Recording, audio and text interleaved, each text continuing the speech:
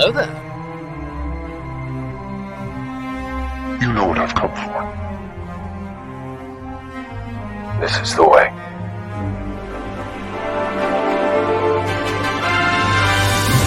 I am a Jedi, like my father before me.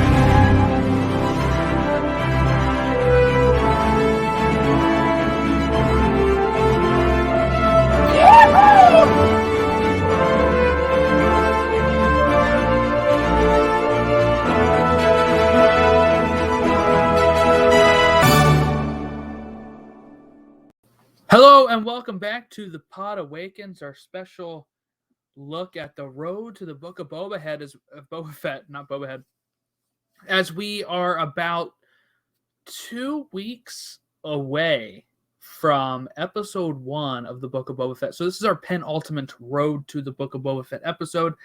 Unfortunately, my cousin Brandon could not be here today. He had a lot of schoolwork that he was going through. So I am taking the reins myself here as we are talking Chapter 9 of The Mandalorian, The Marshal, and Chapter 14 of The Mandalorian, The Tragedy. So these are both Season 2 episodes. Season 1, Episode 5, which is Chapter 5, The Gunslinger, does lead into this. So I'll talk a little bit about that, I guess, here as we go. But, this is where he first meets Fennec Shand, and Fennec Shand is going to seemingly die, and we get, some boots walking over to Fennec at the end, and it has the very iconic sound of Boba Fett's boots and the spurs, and that goes ahead and gets confirmed in an episode later on here. But in Chapter 9, The Marshal, this is where the Mandalorian is going to run into Cobb Vanth at Mos Pelgo on Tatooine. And Cobb Vanth is wearing the Mandalorian armor of Boba Fett that was pulled out from the Sarlacc pit. He's not a Mandalorian, Cobb Vanth. He bought the armor from Jawas, and this was also in the book, the Aftermath, leading up to The Force Awakens. This book was released in 2015. Had Cobb Vanth in a little interstitial where he gets the Mandalorian armor of Boba Fett. And in this, Cobb Vanth teams up with Mando, Din Djarin, as they're going to try to take down this crate dragon. And, Cobb Vanth has to wear the, armor in order to protect himself from this. And we get some cool battle scenes here as the Tusken Raiders even help out. And the townspeople help out. And everybody's helping out trying to take down this crate dragon. But at the very end of this, Cobb Vanth gives the armor to Din Djarin. They leave on friendly terms. And then we see Boba Fett in the distance watching Mando take off with this armor. And he walks towards the camera. And there you go. So that is what puts us on the path to Chapter 14, The Tragedy. So, we had chapters 10, 11, and 12, 13. Nothing really to do with Boba Fett. We're all wondering, when's Boba Fett going to go? We saw Ahsoka. We even saw, we also saw some Bo-Katan at this point. So we had seen quite a few people from other roles, and we were all waiting for Boba Fett. So Chapter 14, though, The Tragedy, is where we really start getting that Boba Fett, and we get an awesome Boba Fett we have not seen before. And I think that's something that is I think that's all something that's going to, what I'm trying to say here is when I was watching this over again, Chapter 14 really stuck out to me as probably one of my favorite Mandalorian episodes. It's written by Jon Favreau, directed by Robert Rodriguez, who is going to be directing some of the Book of Boba Fett. So this is a good kind of, breather here, a little bit of showing what Robert Rodriguez is going to bring to the Book of Boba Fett. And of course, we have Tamora Morrison, who played Jango Fett, back as now Boba Fett in both the Book of Boba Fett and The Mandalorian. So I guess let's get into it a little bit here. We start off with the Mandalorian in a ship in the Razor Crest talking to Grogu. He now knows his name. That's something that happened in the previous trailer when meeting Ahsoka. He now knows the Mandalorian. He now knows Grogu's name.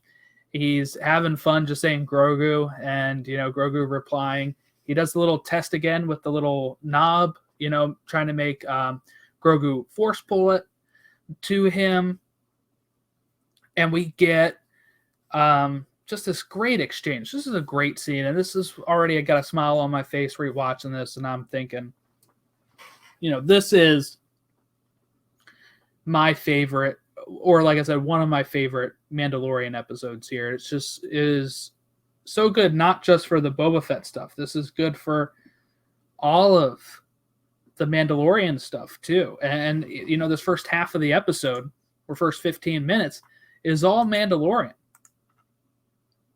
We get them going to Tython and finding the ancient temple on top of a mountain. Mando, I like him saying here that he, they're going to have to go the rest of the way with the windows down, and he's using his jetpack to fly Grogu to the top of this mountain, where he's going to sit Grogu, and he's looking around like, is there a button to press? Like, what is there to do here? How do I get this thing started? How do we get this? Remember, they're supposed to put Grogu here to have him call to a Jedi and hope that the Jedi will come find him. And what I thought was interesting too is when Mando Din Djarin is talking to Grogu, it's almost like he's talking more to himself. When he keeps telling him, you have to go with them. You have to go with the Jedi. I can't train you. You have to do this. It's almost like he's talking to himself of, I am doing what's right for him. Because as we'll see in the finale, so he doesn't want to leave Grogu. He will do anything for this child. And he has this bond with this child. And at this point, he's trying to talk himself into that he's doing what's best for the child. Him saying, you gotta, you gotta go down and you gotta go with them. Don't you want to go with them? I can't teach you the Force. You have to go with, with the Jedi that comes for you. Isn't that what you want? And I just thought that's really interesting. And that this time I saw it more as him explaining to Grogu why this has to happen, and him explaining to himself why he has to let Grogu go. So it works on a few levels, and I saw it more in the latter way in this second watch through of this episode, preparing for this. Even though we're not here to really talk about Mandalorian, we're mainly here to talk about we're mainly here to talk about Boba Fett, but just thought it was interesting. So, then a ship appears, and it is Boba Fett on the Slave One with Fennec Shand. And, at this point, Mando's about to tell Grogu, never mind, we have to get going. And then Grogu starts meditating, and the protective force field appears around him. And, Din Djarin's going to try to get through to it to pick up Grogu, and he can't. So he decides, I'm going to protect him then. And he goes down to meet with Boba Fett and Fennec Shand, and they have this standoff. Fennec Shand is pointing at Grogu, though I wonder if the force field, she probably can't shoot through the force field. So, Grogu's probably safe there. And then we have, Boba Fett wanting his armor, He's like, I don't have any beef with you, Mandalorian. I just want the armor. And at first, Mando is thinking he wants the armor he's wearing.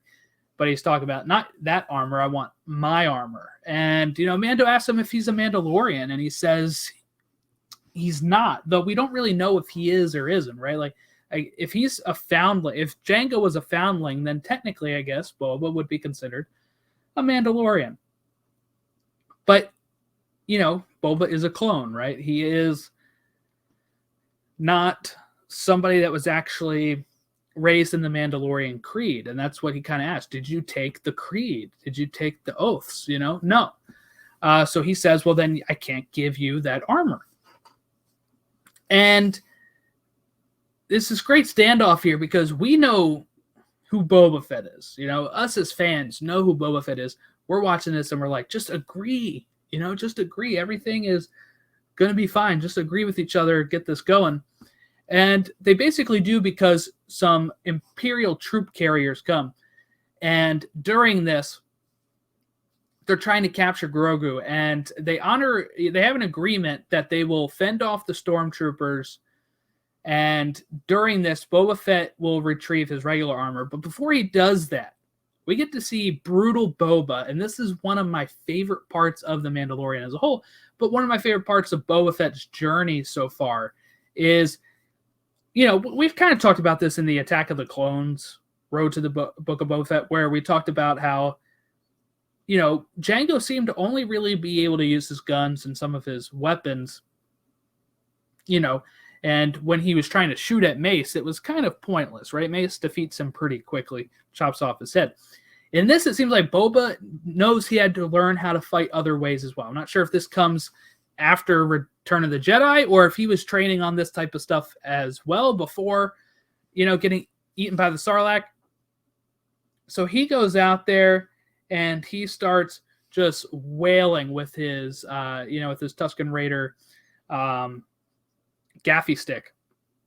Just going out there, knocking stormtroopers over, kicking their butts, and it is such a great scene, and I think it's directed very well by Robert Rodriguez. I really like the shot where you see him dragging the gaffy stick, and then some of the stuff Boba was doing, and Tamora Morrison, fantastic actor. The way that he's bringing to life this Boba Fett moment is wonderful.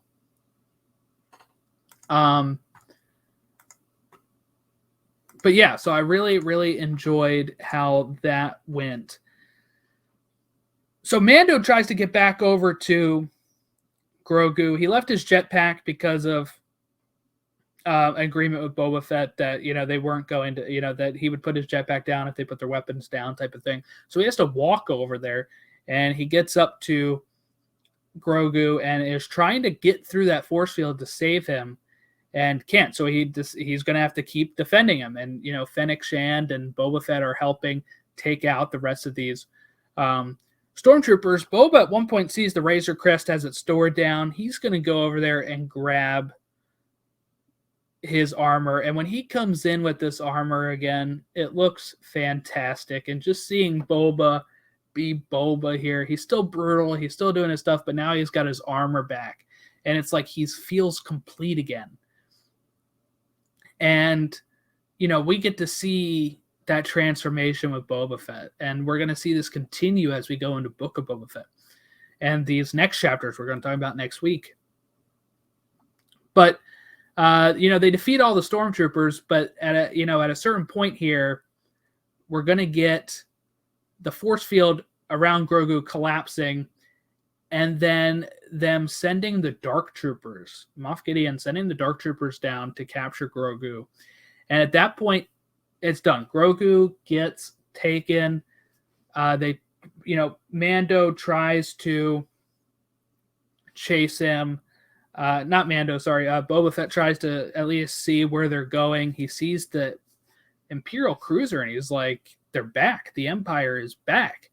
And it's interesting to see where Boba is at this point. Boba worked extensively with the Empire. From what we know, at least in Empire Strikes Back, when he's working with Darth Vader to capture Han Solo and Luke Skywalker. And So seeing him kind of have that reaction to the Empire, because from what we know going into Book of Boba Fett, he's probably going to take over, as we see at the end of next week. So I don't want to get too far ahead, but we'll see him, kind of take over at Jabba's palace and setting up what Book of Boba Fett's going to be about. I wonder what his thoughts on the Empire actually is. Did he always dislike them and just worked with them because they were the law of the land? Or does he have more of a doesn't care about any of the governments? That's what I really wonder about, like what Boba thinks about all these governments and stuff. So I am very interested to see if maybe we get any of that in the Book of Boba Fett. Maybe we would. I don't know. It's interesting. But, Boba also has this great move of firing a rocket that destroys the troop ships that are fleeing. And a great moment here, too, when, Mando says, what a great shot. He said, I was actually aiming for the other ship. I thought that was just a really great, funny moment. But, Boba and Fennec say that they will continue to help the Mandalorian until Grogu is saved, and that will honor their debt for giving him back his armor. And, Boba shows the Mandalorian, Din Djarin, hey, look, in this chain code here, this was my father's armor for however many years he said, and then it was his for 25 years, I think he said.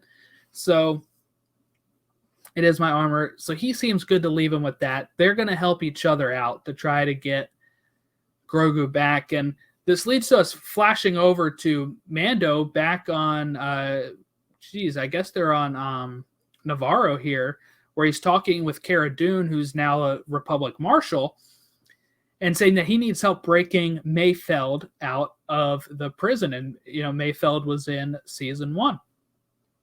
And this is to help track down Moff Gideon and rescue Grogu. And, at first she's like, hey, I don't like the Empire, but I'm not going to help you break this guy out of prison. And, Mando just simply says, they have the kid. They have the kid, so we got to do this. And they agree. So then we see, Moff Gideon having Grogu. He kind of shows the Darksaber in his face. We also see Grogu take down some stormtroopers, but he gets really exhausted after that, and Moff Gideon kind of mocks him for it. So it is interesting to see. I think it'd be interesting to see what goes on with that. I mean, obviously we know what happens if you already watched it, but I mean, Grogu, if he is to ever come back in season 3 of The Mandalorian or in any of these shows, at some point he's probably going to get used to the Force powers again and not get worn out so easily. But yeah, that is the episodes we're talking about here. Just kind of went through them real quick here, but this will probably be a shorter episode since I don't have anybody to bounce anything off of. But ultimately, the tragedy, one of my favorite episodes. The bad thing about it, Razor Crest gets blown up. The Razor Crest gets blown up. This is, my favorite ship, I think, in all of Star Wars is the Razor Crest. So seeing it get blown up kind of sucked. I hope they get him another Razor Crest. It is just the model of the ship, so he could get another one like it, I guess. But they always talk about how old it is. So I do hope he gets one of those at some point. But ultimately, really great episodes. And, looking at what Robert Rodriguez brings to the character of Boba Fett in this episode and some of the brutal action he shows, I think if they carry some of that over, it could be really cool. I mean, this is a character that is not a goody two-shoe, and I don't think is going to be a hero in his own show even. I think he's going to be somebody we root for, obviously, but I do think he's going to be more of an anti-hero. If you're taking over the Hutt territory, Jabba's territory in Tatooine, you're not ultimately a hero if you're going to keep running some crime syndicate and stuff. So I do think we will see Boba continue his journey, and maybe now instead of bounty hunter, becoming more crime boss. And I think that's an interesting evolution for Boba Fett. And we'll probably cover more of that next week when Brandon's back on here. And we're talking chapters 15 and 16, where we see just a little bit more Boba Fett before we lead into the book of Boba Fett. But I think this was an episode that showcased Boba Fett's back. He's awesome. He can fight without his armor. He's more than just a guy in armor. He can fight, in a bunch of robes with a gaffy stick with no helmet. He can do all of that. And I think that is something this character needed. A lot of times people that are not Boba Fett fans will just say, well, he just looks cool. He doesn't really do anything. You can't say that after this episode. After this episode, Boba Fett does a lot. He is just whooping fools left and right, cracking their armor, smacking their armor around, and just seeing some of the rage in his face at sometimes too. I thought that was interesting. Again, that's kind of not something you see in a hero. So again, I don't think he's going to be your prototypical hero as we go into his own show. But I like the relationship between Fennec and Boba Fett. I want to kind of see, what her future is. From what we know, she is in debt to him for her saving her life. She's got some robotic parts in her, but is it like a life debt? Is she always going to be with him? Or is it some sort of fulfillment that she is helping him with that she is going to leave at some point? I think at this point, they are partners.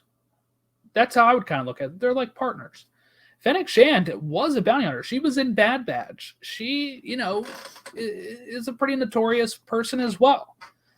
So seeing her team up with Boba is really cool. And I wonder what that's going to mean for the rest of the, for the Book of Boba Fett, which is 7 episodes from what we know so far. And, it's interesting. There's been rumors of Mandalorian showing up in Book of Boba Fett. You can hear Din Djarin's voice, or at least Pedro Pascal's voice in the first trailer for it. And I've been kind of avoiding some of the little trailers they've been putting out because I want to kind of see as much fresh stuff as I can when we get into this. So the plan for this podcast is pretty much going to be, we're probably going to be recording recaps on Thursday, Logan and I, on Thursdays. And then what we're probably going to do is, to continue this road to the Book of Boba Fett type of thing, is Brandon and I are looking to do a deep dive over the weekend and be able to, post that before the next episode airs. So you kind of get 2 episodes about a Book of Boba Fett episode. So you get the premiere, we do a premiere recap, and then we get a deep dive where we kind of talk about his journey still from what we've talked about in this series so far. And maybe even, at that point, I will probably have already watched it 2 or 3 times and be able to look a little deeper into the episode if there's stuff we missed when I did my initial recap. So that's something we're looking at doing for this show as we start to, look forward to what's next on the horizon of Book of Boba Fett here. Because I'm getting really excited for the show. So making sure that we're kind of giving, as much deep content as we can about this. I do apologize this episode is going to be so short because I was really excited to talk about Chapter 14, but I've kind of already said a lot of my piece of it. It's just that, like I said, I don't have anybody to bounce things off of, so this one's just going to be generally pretty shorter. But again, just, the tragedy was a really great episode. Next week, we're going to be talking Chapter 15, The Believer, and Chapter 16, The Rescue. So those are 2 good episodes. Boba Fett more in Chapter 15 than 16, if I remember right. So we'll check those out. But we'll also just talk the episodes as a whole.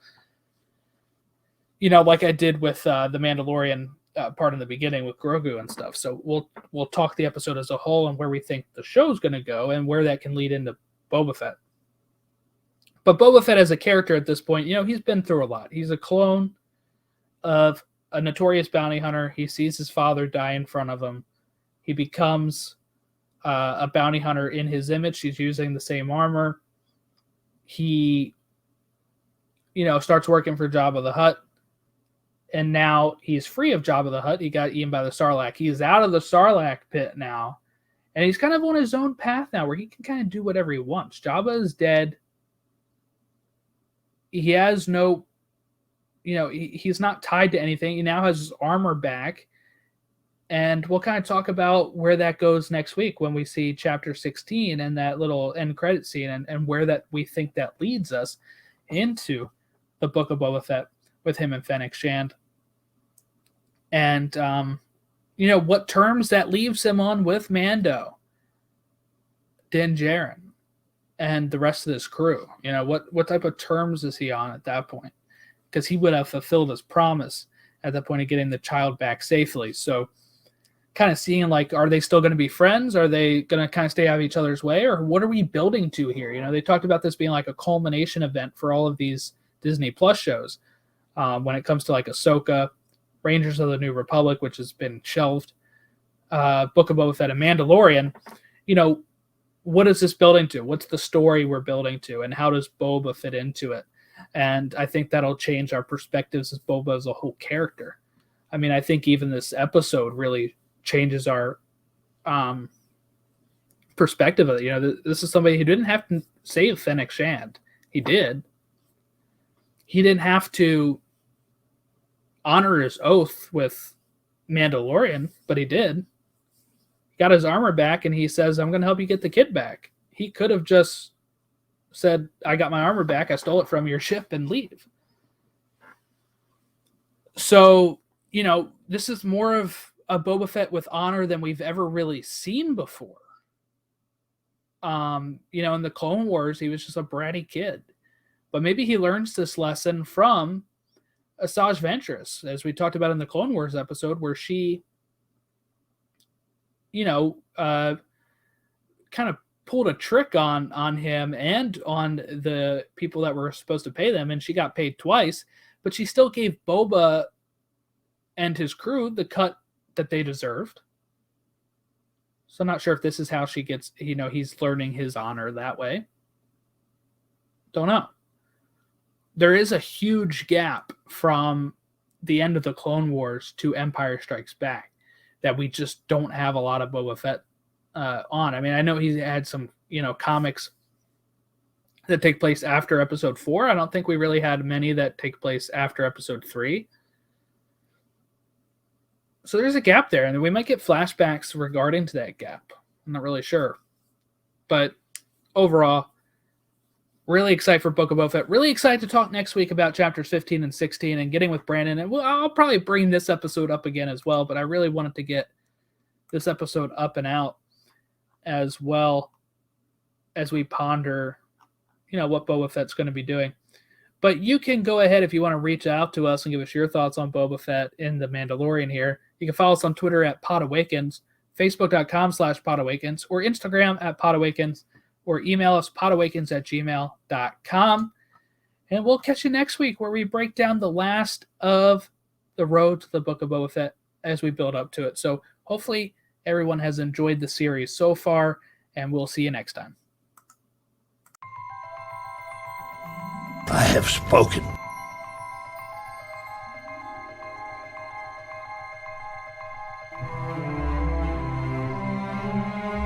It's over, Anakin!